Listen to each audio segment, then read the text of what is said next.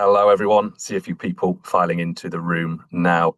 Good morning, good afternoon, wherever you're joining us from today, and welcome to this CARMA webinar. My name is Ryan Boulter, Senior Business Consultant at CARMA, and I'm delighted to be joined once again by Jennifer Sanchis, Insights and Consulting Director at CARMA, for what is now the second iteration of our Perceptions of AI report series. Yes, this is our second report in the series. Now, those of you who joined us in April will have seen myself, Jennifer, and a few of our colleagues talking about the narratives around AI throughout 2025. Now, we're back with this second report, looking at how these narratives have evolved in the first half of 2026, and more importantly, what it means for communicators. Before I hand the mic to Jennifer, a quick note on the format of today's session. The vast majority of it will see Jennifer talk through the key findings of the latest report, followed by some actionable, insightful takeaways. And if we have time, there'll be a Q&A at the end as well. So with that in mind, please do submit your comments, your questions via the Q&A functionality at the bottom of this session. And if we've got time at the end, we'll turn to some, if not all of these at the very end. So with that, Jennifer, I'll shut up. I'm going to hand over to you. Take us away. Thank you very much, Ryan, and hello, everyone. Welcome to the webinar. AI, hype, hope, or harm? This is the precise question that's led me to start this Insights report series at CARMA on the perceptions of AI. Over the past few months, this subject has been a little bit of an obsession of mine, and it's going to be the topic of today's conversation. So the report that I'm going to present today to you is the second of its kind, like Ryan said, and it's based on thousands of media articles that we've analyzed from top-tier media sources globally, from 45 markets, focusing on prominent mentions of AI, and extensive market research from 19 markets as well. Now, I believe that if you're here today on this webinar, it's because you're already using AI, you've been impacted by it somehow, directly, indirectly, and you've already formed an opinion about it. We're going to unpack quite a lot today, so hopefully some of the data points and the stats, the insights will inform some of those opinions. And I'm going to make you a promise today, is that you're going to learn at least one thing you don't already know. There is so much to unpack, so I hope that you enjoy the session. Before we begin, I'd like to start with a little analogy to tell you a little bit about what AI makes me think of, but also an analogy which, in my opinion, perfectly encapsulates what's been happening with the perceptions of AI on the global stage since 2025. What you see on the slide here is Jericho's Raft of the Medusa, Le Radeau de la Méduse, which is one of France's greatest paintings. And most people don't know the story behind this painting. In 1816, a French frigate called Méduse became one of history's most infamous shipwrecks. The disaster wasn't caused by a storm, it was caused by poor leadership. An inexperienced captain who had been appointed for political connections made a series of critical decisions that ultimately, unfortunately, left more than 140 people stranded on a raft. For over 13 horrific days, the survivors endured lots of things, including starvation, dehydration, mutiny, murder, and even cannibalism, and only 15 survived. Now, this painting is really interesting because the painter didn't paint the moment the ship hit the sandbank. He didn't do that. He painted the moment the survivors spotted rescue on the horizon, which almost provided a scene suspended between hope and uncertainty. And I think this image really resonates today. AI is something that isn't just forcing us to navigate a new technology, it's forcing various different actors, governments, businesses, society at large to navigate uncertainty. And the research I'm going to show today is also really focusing on questions around leadership. So who should lead, who should govern, who should be accountable for where this technology takes us? Certainly not an experienced captain, but this is such a great analogy that I wanted to start this presentation with. So like I said, lots to unpack. I will cover some of the key trends from the report. I will make sure this presentation is actionable for you. So I'll wrap up with a couple of takeaways, actions, recommendations that you can implement today. And hopefully we'll have some time for Q&As. So there's 7 chapters, and I'll start with the different narratives about AI. How is AI portrayed in media? So to start with the different media archetypes that have been talked about in relation to AI, I wanted to show you this chart. We've been tracking various different archetypes, media narratives over time since January 2025. The first little insight that I want to draw your attention to here is that the gap between different narratives is closing in 2026. The prevalent narrative that has been trending since January 2025, regarding of the different announcements that have been made about AI, is this narrative around the productivity miracle. So stories about automation, productivity, AI being seen as an engine for economic competitiveness, stories about business adoptions would fall under that category. Then we've got the AI needs guardrails narrative, which seems to be gaining in traction as well because of growing calls for stronger AI governance and regulation. We've also seen concerns around misinformation, deepfakes, manipulated content, but also cybersecurity debates and so on. AI as a trusted partner is also being highlighted quite a lot in media this year. You can see a clear increase. So anything that has to do with AI being positioned as a trusted collaborator rather than a pure replacement for human workforce, for example, anything that has to do, with that augmentation of human outputs, but also responsible AI, transparent AI, all these conversations. And finally, AI arms race. That is another narrative that's been gaining in traction in 2026. So anything that has to do with the US-China rivalry, for example, for global AI competition, anything that has to do with the race for AI infrastructure, the race for the chips, the compute capacity, governments accelerating investments in sovereign AI capabilities. And we're going to touch on that quite a lot. We've got a whole chapter on it.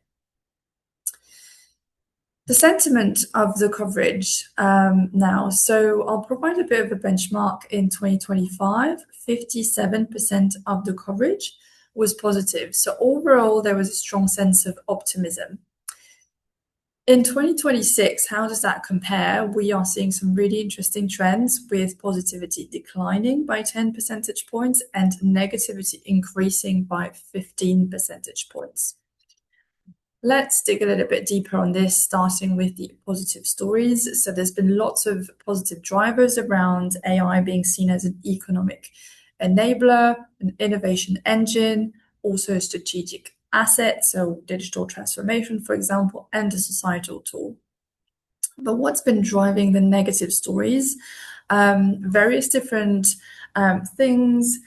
It's not about, I would say, the technology itself that's causing an issue. It's more how it's deployed. So there's been lots of questions over security risks. We're starting to see governments struggling to regulate AI effectively. We've started to see more and more conversations around societal harm. But I think a key moment as well that we've seen this year is the Pope's address. The head of Catholic Church made a really clear statement around AI potentially being a threat or constituting potentially a threat to human dignity. And so he effectively elevated AI from a pure technology debate to a moral and a societal one. And I think that was a really important reputational shift that happened this year. Focusing on the objections a little bit more here, again, focusing on some of the negative traits that we might have seen in coverage. Ethical concerns seem to be quite dominant in media. And beyond the ethics, there's no single issue that dominated the conversation. As you can see, the conversation has been quite spread out between job losses, monopoly power, military use, privacy, democratic accountability, surveillance, and so on. So this really suggests that public concern is really spreading across multiple dimensions rather than concentrating on one. So to summarize this chapter, I'd say that very simply, AI seems to be evolving from being viewed from a pure tech story into one that is increasingly shaped by governance, accountability, and strategic power. In chapter 2, we've started to look at the different drivers of these narratives. So who drives the narrative, who shapes the narratives, and who drives the trust? I'll start with the AI companies, which obviously are quite responsible for shaping our perceptions of how we view AI. OpenAI continues to lead the benchmark, potentially not a surprise for many of us on the webinar, but OpenAI has been quite visible, despite intensifying competition as well. That has to be said.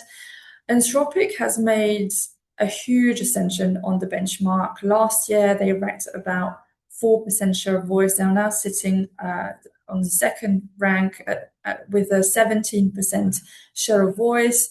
That is quite a remarkable performance.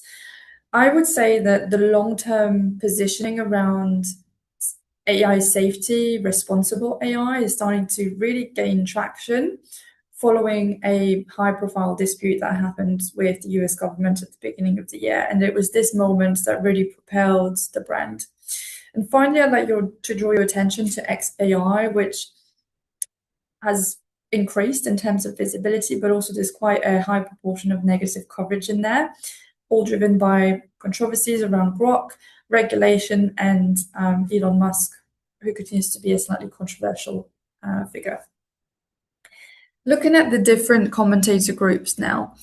Last year, the CEOs very much led the conversation. This is a trend that we continue to see in 2026 with the top commentator group being the CEOs. There's also the senior executives, so businesses, organizations are relatively prevalent in that coverage, discussing the role of AI and how AI affects them. Then we've got the regulators, and then we've got the academics as well, which seem to be quite prevalent. I would like to focus a little bit on the AI CEOs because their influence really seems to be extending far beyond technology into new areas, new territories like geopolitics, regulation, and national security. But here you could see the share of most prominent and visible CEOs. We've got Elon Musk, which continues to be, like I've said, a slightly disruptive figure or slightly controversial figure. He talks a lot about how AI should be governed, but also he talks about broader AI ecosystems. He's been quite visible in coverage about the merge between XAI and SpaceX, for example, but also, controversies around Grok safety, content moderation, and so on. Sam Altman is another prominent figure, often visible in conversation around commercial expansions, record fundraising. He's talking about mainstream AI quite a lot, comes up with lots of new products, and he's often also talks about in context of industry rivalries, particularly with Dario Amodei, the CEO of Anthropic.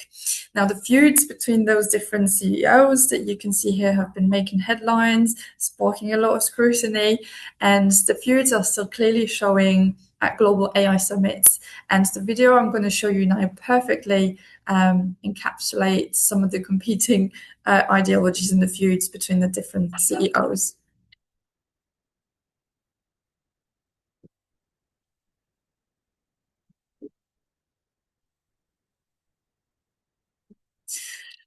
Every time. So on the point of CEOs now, I just wanted to draw your attention to the role that podcasts have played in raising the CEO's awareness, talking about AI.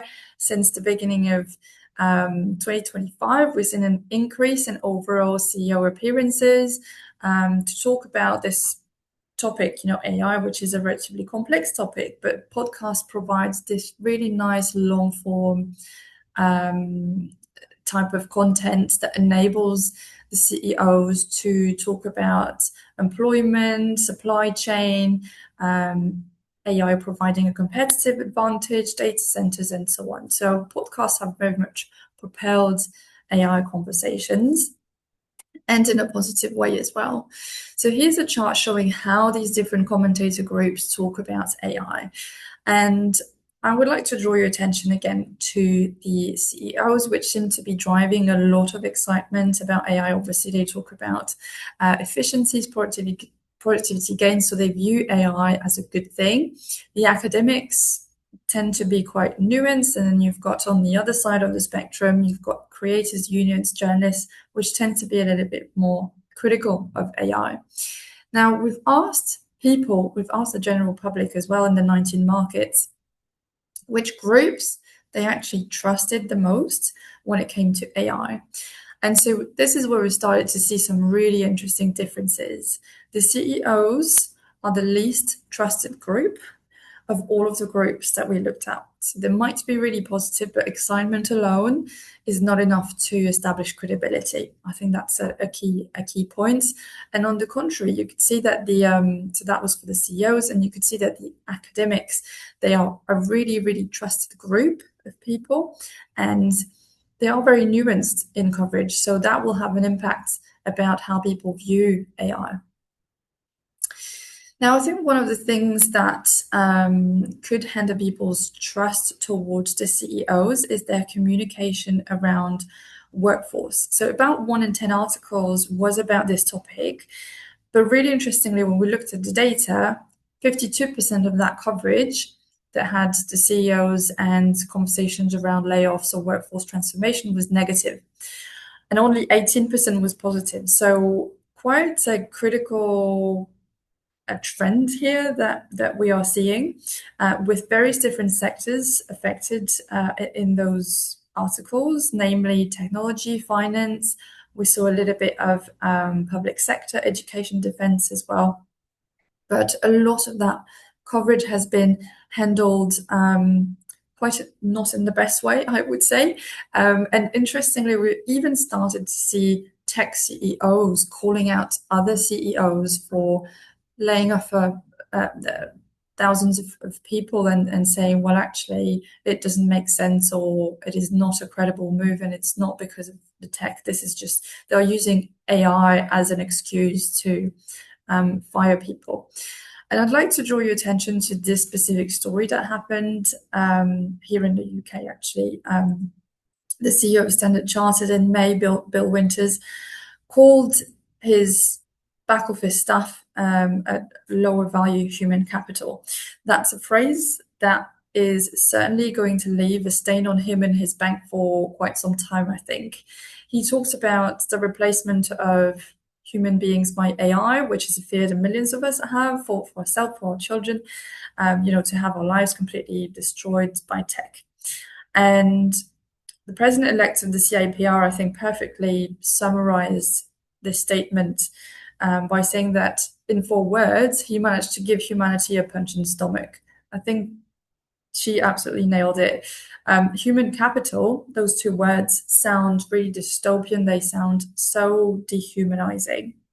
And the other point he made as well in his statement was really interesting. So he was talking about replacing people in the back office with AI. But in fact, what he was also saying as well is that this isn't even about saving money. It's going to cost money to the company. It's going to cost shareholder money to invest in the AI that is going to replace you. So it's not just you're going to lose your job. It's also we're going to spend shareholder money building the technology that is going to replace you. And that is a relatively complex, controversial message, hard to hear for audiences. That obviously provides a lot of nuanced coverage. Now, I would like to also provide a little bit of a contrast here, because the next day, the CEO from Barclays delivered, in my opinion, a masterclass on a topic that can easily lead to a backlash. And he was talking about the value of people in the era of AI. And I'm going to put the video on. The sound might be a little bit lower, so you might turn it up. There will be subtitles in any case, but listen to what he has to say. I think he handled this conversation really well the next day after Bill Winters made his address. Part of any large organization. And we must use technology, we must invest in technology, but we must also invest in our people. Some of these things will help with tasks. what people do are jobs. And a job is much more than a collection of tasks. And that's the thing we have to keep in mind, I think. Have you seen a concrete business impact already thanks to AI? We're seeing creeping impact. We're seeing things getting on the margin a little more efficient in certain parts. Fundamental impact, I think it's coming, but it's not. I don't see it yet. On how they make decisions, or we're seeing the capex. We're seeing the capex. I think in certain technology companies and certain smaller companies, you're beginning to see it, or at least you're hearing stories about how it works. But it has not gone to the levels that some people are talking about, which is very large companies run by very few people. Right. So I don't know what you thought, but I thought that was really interesting. He talked about creeping impacts, it makes it sound really pragmatic, really honest. And he puts human first. I think he defines human value really well. He talks about jobs and not just a collection of replaceable tasks. So I think this example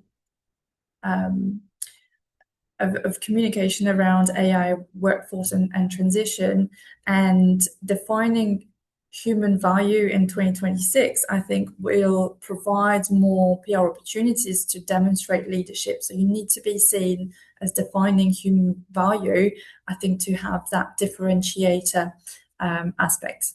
Yeah. So chapter 2 was all about the messenger mattering as much as the message. In chapter 3 now, we're going to talk about AI becoming more and more a geopolitical and strategic asset. More specifically, I'd like to discuss the role of AI during military conflicts. The beginning of 2026 has been particularly eventful, to say the least, as we know, and one of the biggest shifts we observed with this new perceptions of AI study this year is the growing connection between AI and national security. At the beginning of the year, coverage of the military applications of AI, which is what you can see here, surged during the outbreak between US and Iran. But it remains quite elevated throughout the period, even as both countries seem to reach a ceasefire. And what's particularly interesting here as well is the nature of the stories driving this trend. They weren't just about AI being used in the battlefields. They reflected a much broader geopolitical competition theme. For example, Anthropic restricting access to its most advanced models following a US national security clash. You also had DeepSeek's link to China's military ambitions and other increasing conversations around AI becoming a real strategic defense capability. If you look at the different geopolitical flashpoints now, so if we dig a little bit deeper on that, you could see that actually nearly 2/3 of all geopolitical flashpoints centered on just 3 themes, which was US-China competition, export controls, and the race for semiconductors. So in other words, AI is not just, or the conversation is not just about developing the latest, most capable models, but there is a race to secure the chips, to secure the talent, and to secure the infrastructure needed to build those models. And that's particularly, what's particularly interesting as well is that the conflicts that happened in shorter bursts, let's say, so US-Iran, for example, they drove coverage, but they weren't the dominant trend.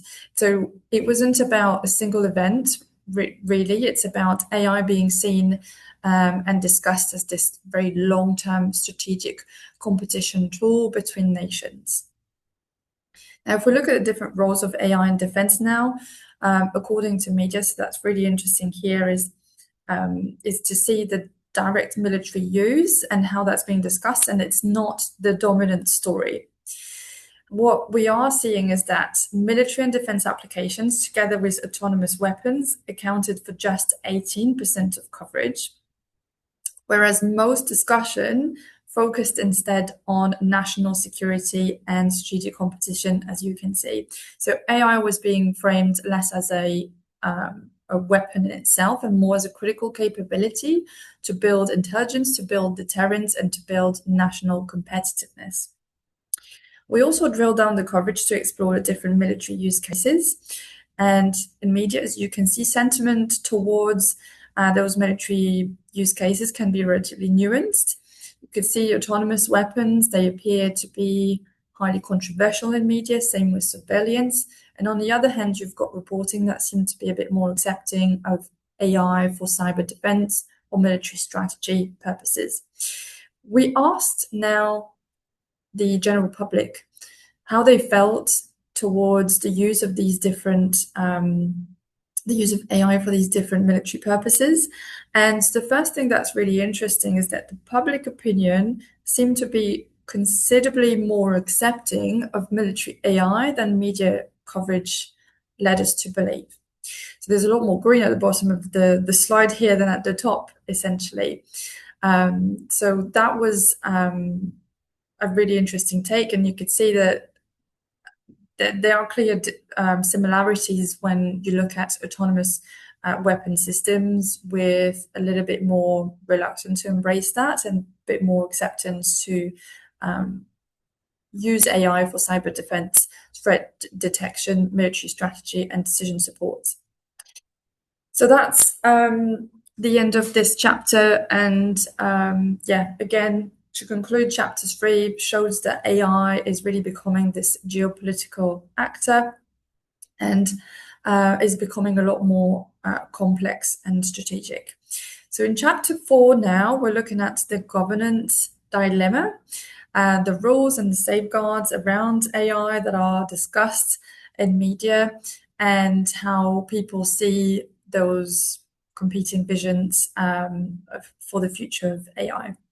So first of all, let's start with the perceived responsibility in media. So how do journalists see the future of AI, and who should be responsible for the direction of AI? So according to journalists, government and regulators should be the most responsible for the direction of AI. And then we've got the AI companies and the developers. That's interesting because last year the AI companies and the developers were on top of that benchmark. So there seems to be a bit of an increase according to media. And the businesses that use AI continue to see an increase. So if you're a private sector organization or you use AI, over time, I think there's going to be more and more scrutiny on you, on your governance as well, and your safeguards. So how does that compare with how people actually perceive the responsibility and where that should lay? So people feel that AI companies should be the most responsible for the direction of AI. And so that's a little bit of a gap. But most importantly, people want to see all these actors collaborate effectively together to share that responsibility equally. So that is a little bit of a gap. And if you work in a comms team, you might benefit from communicating about that collaboration between the different groups to create your governance. Looking at governance topics, in fact, so just to provide a bit of a benchmark, in 2025, regulation and ethics led the conversation around governance. And in 2026, we're seeing similar trends, but ethics seem to be taken over for the reasons we talked about before, and regulation as well. But the other trend you can see here is that there's a lot of negativity. So it is a real struggle to come across as credible in the field of governance, but that could also provide an opportunity to differentiate yourselves depending on how you look at it. Now, when it comes to governance on the global stage, there's two different prominent debates or ideologies rather that are competing that I'd like to highlight. On the one hand, you've got those in favor of more regulation. On the other hand, you've got those in favor of less regulation. And there's two perfect examples of this debate, which you might have seen in the news. On the 4th of June 2026, the president of Argentina, Javier Milei, used the pages of the Financial Times to set out one of the boldest visions yet for the future of AI governance. Millet argued that AI needs to have legal and regulatory freedom to reach its full economic potential. So his proposal would essentially create non-human corporations entirely operated by human agents and supported by very light touch regulation that would also be quite would provide quite favorable tax conditions to attract AI investments to Argentina. Now, 4 days later, on the 8th of June, Yuval Noah Harari, you might know him, so he's a historian, best-selling author. He responded to Millet in the Financial Times as well, and he challenged his vision for AI governance. He essentially warns that granting AI legal personhood without proper human liability could really create some serious accountability risks.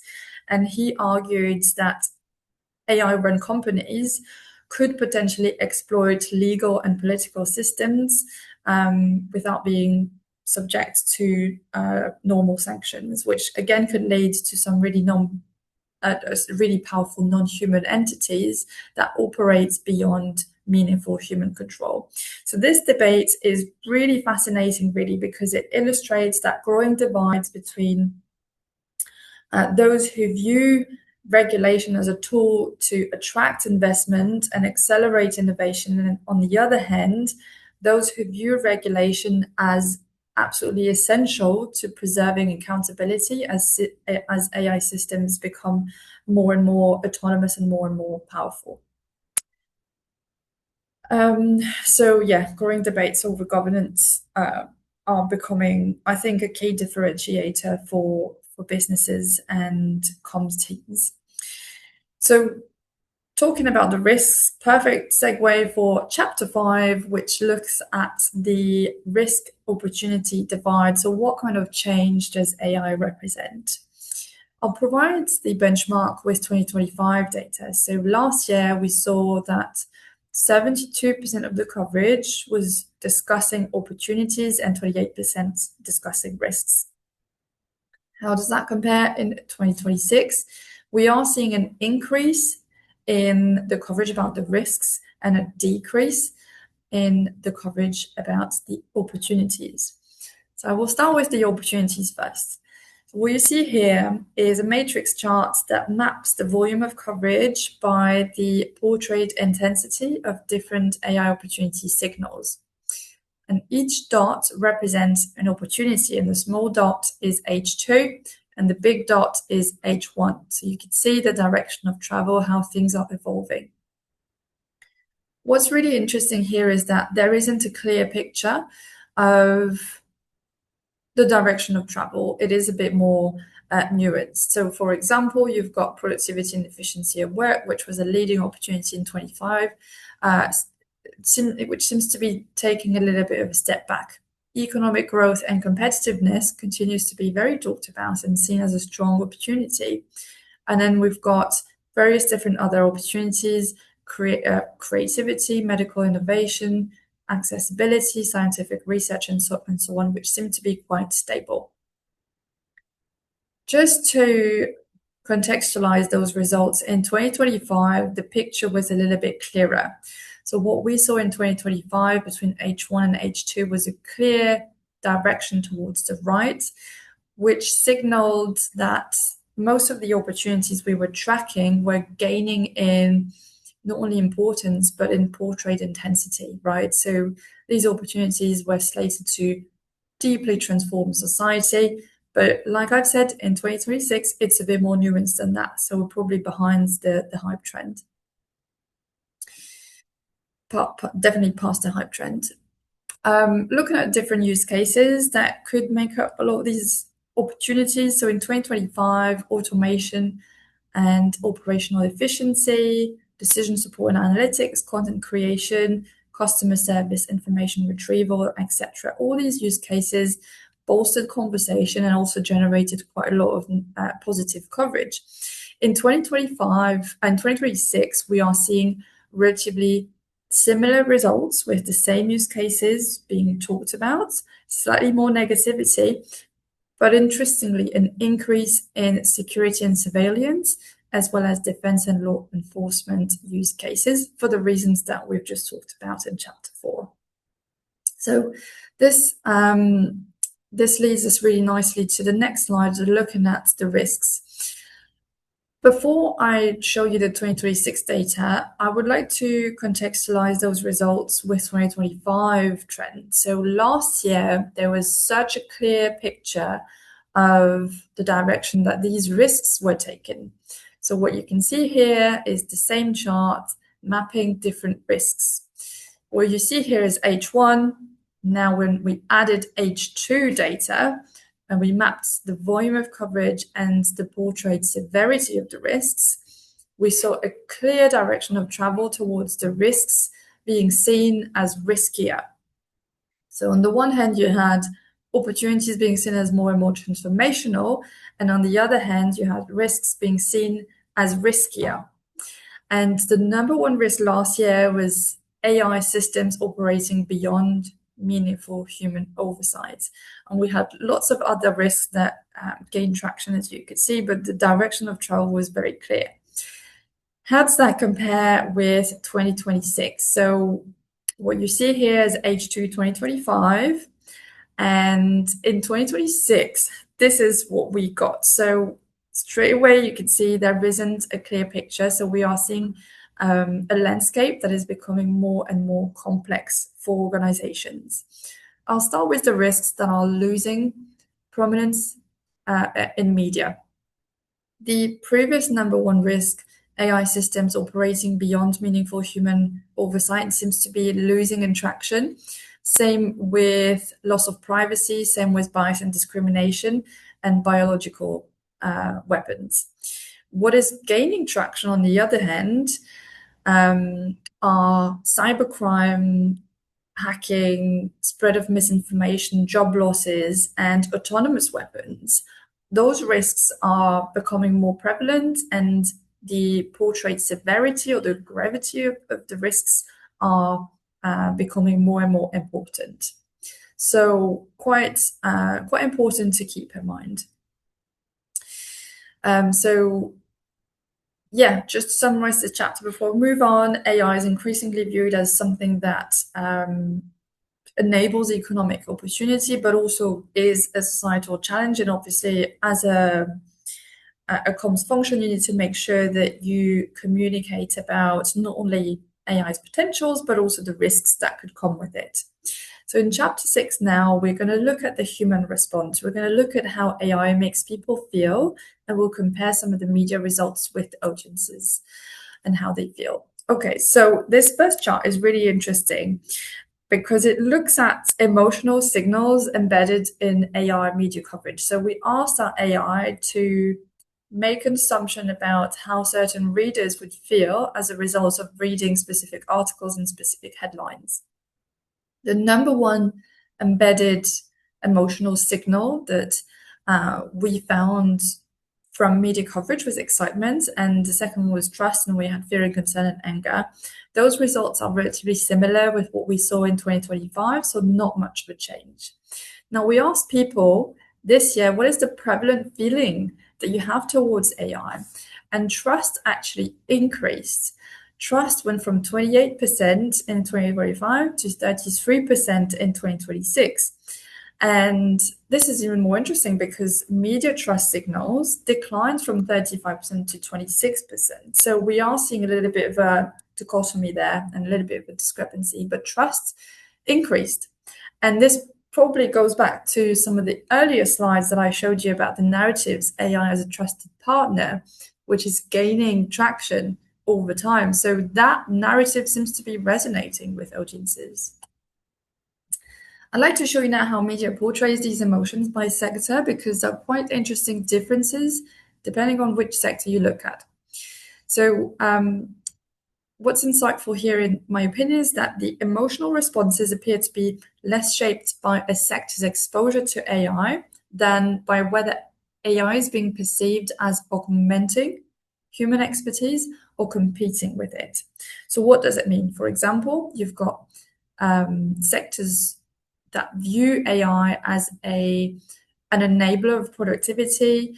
Take manufacturing, for example, or education or healthcare, for example. They tended to express greater excitement levels and greater trust levels, while on the other hand, those perceiving AI as a challenge to professional expertise, those seem to exhibit slightly high levels of concern. For example, take journalism or the creative industry. Those are really good examples. Really quickly, covering the different markets and how they feel towards AI. Not all of the markets feel the same way towards AI. So we identified 3 different clusters. You've got the strongly pro-AI markets, which would include India and China, for example. Then you've got the cautiously positive markets, which would include a broad variety of countries: Saudi Arabia, the UK, the US, Russia, Australia. So very, very broad here. And then more guarded markets: Indonesia, Canada, Italy, Japan, Brazil. Same thing with demographic groups. Different demographic groups view AI very differently. We identified 3 groups again. The high agency group, which feels that AI is something they can use. They associated AI with productivity, and they feel AI is something they can very much control. The conditional adopters are excited, but also the fear levels are not negligible. So the attitude here really depends on the safeguards and the context and the trust, right? They are for AI, but only if it is done responsibly. And finally, you've got the low agency group. So for this group, they experience AI as something that happens to them. The fear far outweighs the excitement levels, as you can see, and it's AI is something that they perceive as a loss of control, right? And it's AI is something that is a force acting on their life. So that is quite interesting, because this trend with the low agency group is something we saw in 2025, and certainly something that continues to happen in 2026. And I would like now to draw your attention to the impact on the below 20 years old and the young generations in particular. What we are seeing here is that a lot of the coverage is quite negative, 41%. A lot of the coverage looking at the impact on younger generations associate the impact with job losses, and a vast majority of young respondents said the job losses was their number 1 concern when it came to AI. And so now we are seeing a little bit of a backlash between the young generations and the AI companies. And I would like you to listen to what the ex-CEO of Google had to say to the audience at the University of Arizona this year. Last December, Time magazine selected its Person of the Year for 2025. And this time, it was the architects of artificial intelligence. Interesting. It will touch every profession, every classroom, every hospital, every laboratory, every person, and every relationship you have. I know what many of you are feeling about that. I can hear you. There is a fear.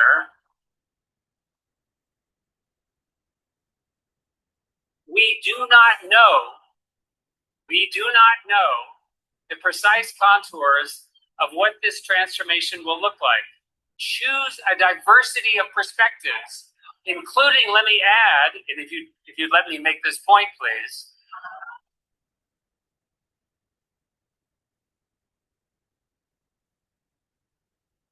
If you don't care about science, that's okay, because AI is going to touch everything else as well. Whatever path you choose, AI will become part of how work is done. If you have a problem in the world you want to solve, you can now assemble a team of AI agents to help you with the parts that you could never accomplish on your own. Let me give you some advice. First, find a way to say yes. And thank you very much and good night. Yeah, so relatively controversial, lots of backlash coming from younger generations. So the findings, I think, of that chapter really suggested that the emotional responses are for the different sectors, not as influenced by the exposure to AI and more by whether people believe AI will somehow replace them in the near future. Now, let's look at how organizations can try and earn the permission to lead AI. So what does it mean for you? So we wanted to assess the impact of AI communications. We asked people whether they felt they paid more attention when organizations talked about AI, and 51% said that indeed they paid more attention when a company highlighted its use of AI, but also 44% said that they paid less attention to messages that mentioned AI. So what does it mean? It means that AI can attract attention, but also that generic AI messaging could increasingly lose its impact. People also agreed to say that a lot of companies exaggerate their use of AI, and they use buzzwords. So trust is fragile, and you need to make sure that if you communicate that, you need to do it credibly. And finally, So to the statement, AI messages centered on productivity gains, efficiency, accuracy, speed, scalability feel both relevant and meaningful. People said yes at 60%. So practical benefits really resonate with audiences, but respondents are most receptive to AI that really explain the outcomes, right? How is that really impacting my life, my day-to-day? So that is really resonating. And finally, now I tend to view companies that integrate AI to their processes more positively than those that don't. People said yes at 49%. So AI adoption stories continue to offer a certain reputational advantage. And if you're thinking about whether it's too late to communicate AI adoption, the answer is no, 49%. It still has some kind of reputational advantage. So in what way, should we communicate our AI adoption or AI integration? So there's different trust aspects that the media like to highlight. So things that make that should make people trust AI. We've got safety and misuse prevention, accuracy and reliability of outputs that tend to prevail. And this is a very similar trend we saw from 2025. In 2026, safety and misuse prevention continues to be a very important aspect for audiences, but there is a really interesting opportunity still in 2026 lying around transparency about how AI works. So people want to hear about how AI systems are operating, how they are used to make decisions, how that works. And so again, I think from a PR point of view, that really creates some opportunities around communications about how you actually implement AI, how it is developed, how it is governed, and how it is used. On the flip side, one of the things that made people trust, actually, I don't really trust AI. According to media, job losses, misinformation, and cybercriminality are big problems. And when we asked audiences what made them distrust AI, we saw really, really similar trends here. Cybercriminality, misinformation, job losses are all things that concern people. And so we've got a clear conversion of those three risks, with cybercriminality providing a bit more of a PR opportunity. The next phase of AI communications is going to be won not only by organizations that simply announce AI adoptions, but by those that explain it transparently, that demonstrate measurable value, and proactively address some of the risks associated with AI. So we've talked a lot about lots of things, and I'm going to wrap this up with the so what, with the implications. What does it mean for you and what can you take away? So I've got 8 implications for you today. Number 1, try and move beyond AI announcements to prove business impacts. Generic AI messaging is, as we've seen, losing its ability to differentiate organizations. So try and talk about measurable outcomes, customer benefits, productivity gains, and try and highlight evidence of business value. Number 2, make transparency your competitive advantage. The biggest gap, as we've seen, between media narratives and audience expectations lies in transparency. So try and focus on how decisions are made, where human oversight remains, and explain how you use AI. Number 3, prepare CEOs for reputational challenges. AI is very much becoming a boardroom issue, and executive leadership is becoming one of the strongest reputation drivers. So make sure that the CEOs who talk about workforce transformation, for example, they balance those conversations around productivity with empathy, right? They talk about reskilling, they talk about responsible leadership to try and mitigate potential backlashes. 4, position governance as a strategic strength. Responsible AI is no longer simply about compliance.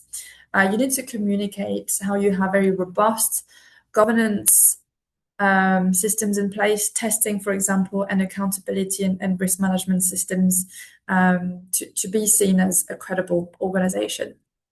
5, recognize that AI has become a geopolitical issue. AI comms increasingly operates within a much broader context of national security, like we've seen, sovereignty and strategic composition. 6, speak to people's concerns and not just AI's capabilities. Media and public opinion are converging around 3 major concerns, as we've seen: cybercriminality, misinformation, and job displacements. So try and proactively address those issues if you can. 7, build trust through behavior, not just positioning. I think the Anthropic case study provided a great example in that it demonstrates that reputation is earned when organizations act consistently with the values they promote. And the long-term positioning around responsible AI finally paid off in 2026 when it was reinforced by decisions, by partnerships, and by behaviors, and not by comms alone. And finally, shift from innovation stories to leadership stories. AI is no longer solely judged by the sophistication of the technology, but by the quality of leadership behind it. So that's going to be really important. I know Ryan is probably looking at some questions to submit to me, but before I hand over to you, Ryan, I'd like to close this presentation now with with a slightly personal observation. Like many of you, AI has completely changed the way I work. I use it every day to research, to challenge my thinking, to write, to analyze. But working on this report really changed something for me. It made me realize that the report isn't just about AI. It's about people. It's about what we choose to trust. It's about who we choose to believe and who gets to shape the future. And that's why I think this should matter so much for all of us on this call today, because we're not just comms professionals. Our duty is to help organizations make sense of uncertainty. We help leaders understand how society is changing, and we help build trust where trust is fragile. And right now, obviously, AI is changing faster than most of us have ever seen before. Over the past hour, we've talked about various different things, from geopolitical conversations and governance issues and trust and transparency and changing public expectations and so on. So lots of things.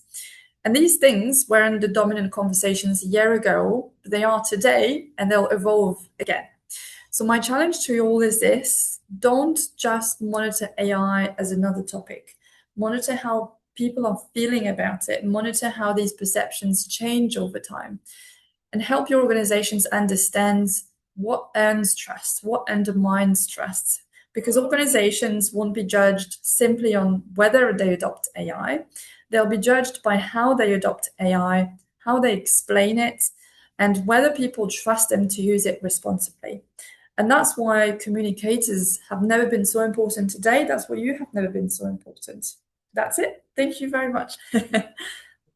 Thank you, Jennifer. Thank you so much for, first of all, pulling together this report and for talking us through it. I know it's an incredibly rich piece of research, and if I'm not mistaken, we've had to crop some of it down for this webinar just to fit into the time that we've got. So the full report even has a little bit more to it than what we've talked through today.